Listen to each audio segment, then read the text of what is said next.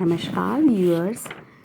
हम गौतम बुद्ध की शिक्षाप्रद कहानी के माध्यम से जानेंगे कि कैसे कोई व्यक्ति अपने खोए हुए मनोबल को जागृत कर विषम परिस्थितियों में भी असंभव कार्य को संभव बना सकता है। प्राचीन समय की बात है। एक बार गौतम बुद्ध अपने भिक्षुओं के साथ शाल्यवन में भ्रमण कर रहे थे और घूमते फिरते वे विश्राम करने के लिए एक वट वृक्ष के नीचे बैठ गए। वे सभी साथी बैठे थे और अचानक धर्म पर चर्चा शुरू हुई। इस दौरान एक भिक्षु ने उनसे प्रश्न पूछा, परमेश्वर, मैंने देखा है कि कोई कमज़ोर और विभिन्न संसाधनों से परे व्यक्ति भी विषम परिस्थितियों को हरा देते हैं और बड़े बड़े कार्यों को करने में सफल होते हैं। वहीं संपन्न और अच्छी स्थिति वाले लोग उस कार्य को करने में सफल नहीं होते हैं। इसके पीछे क्या कारण है? क्या हमारे पूर्व जन्मों के कर्म इसमें आड़े आ जाते हैं? नहीं, ऐसा नहीं है। गौतम बुद्ध ने उस भिक्षु की बात का उत्तर दिया और एक प्रेरक कहानी सुनाने लगे। विराट नगर में सुकीर्ति नामक एक राजा शासन किया करते थे। उनके पास लोशांग नाम का एक हाथी था। राजा ने कई सारे युद्धों में इसी पर सवार होकर विजय प्राप्त की थी।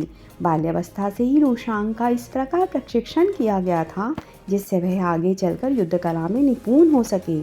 पर्वत के आकार के समान लोशांग जब सेना का प्रतिनिधित्व करता और हुंकार भरता था तो डर के मारे शत्रु की सेना दबे पांव ही भाग जाती थी।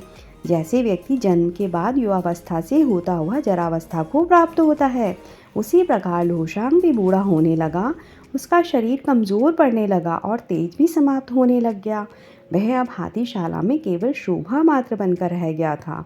सेना के लिए उसकी अहमियत कम होने लग गई थी, जिसके चलते उसकी ओर पहले जैसा ध्यान भी नहीं दिया जाता था। लोशांग को दिए जाने वाले भोजन की मात्रा भी कम कर दी गई थी। एक बुजुर्ग सेवक उसके लिए भोजन और पानी की व्यवस्था करता था, लेकिन वह भी अक्सर ऐसा करने में चूक जाता था। परिणाम स्वरूप हाथी को भूखा प्यासा ही रहना पड़ता। बहुत दिनों तक ऐसे ही रहने के कारण एक दिन वह पानी की तलाश में हाथीशाला से निकलकर एक तालाब के पास पहुंचा। यह तालाब काफ़ी पुराना था और लोशांग को पहले भी यहाँ लाया गया था। तालाब के पास पहुंचकर उसने भरपेट पानी पिया और फिर उस जल में स्नान को चला गया। उस तालाब में कीचड़ होने के कारण वह हाथी उसमें फंस गया और वह जितना भी उस तालाब से निकलने का प्रयास करता उतना ही उसमें फंसता चला गया। अंत में वह हाथी गर्दन तक कीचड़ में फंस गया और जब राजा को यह खबर पहुंची तो उन्हें बहुत दुख हुआ। उन्होंने हाथी को निकालने के लिए बहुत प्रयास किए, लेकिन सभी विफल हो गए।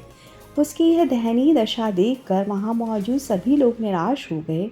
जब एक के बाद एक सभी प्रयास निष्फल हो गए तो एक बुद्धिमान मंत्री ने उपाय सुझाया, जिसके बाद हाथी को बचाने वाले सभी लोगों को वापस बुला लिया गया और उन्हें सैनिकों की तरह सुसज्जित किया गया और युद्ध का वातावरण बनाया गया।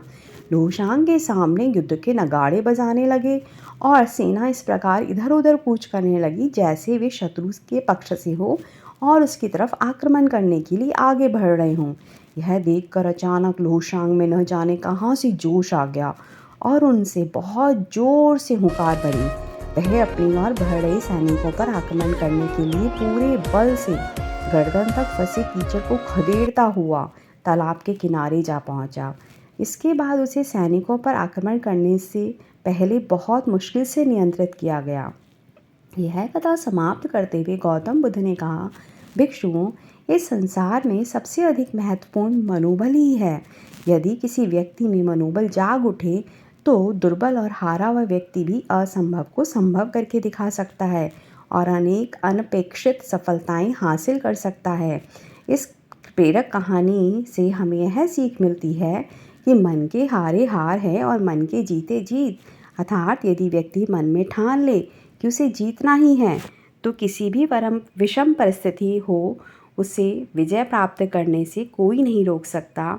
इसीलिए हमेशा खुद पर विश्वास रखिए, आपको सफलता अवश्य मिलेगी।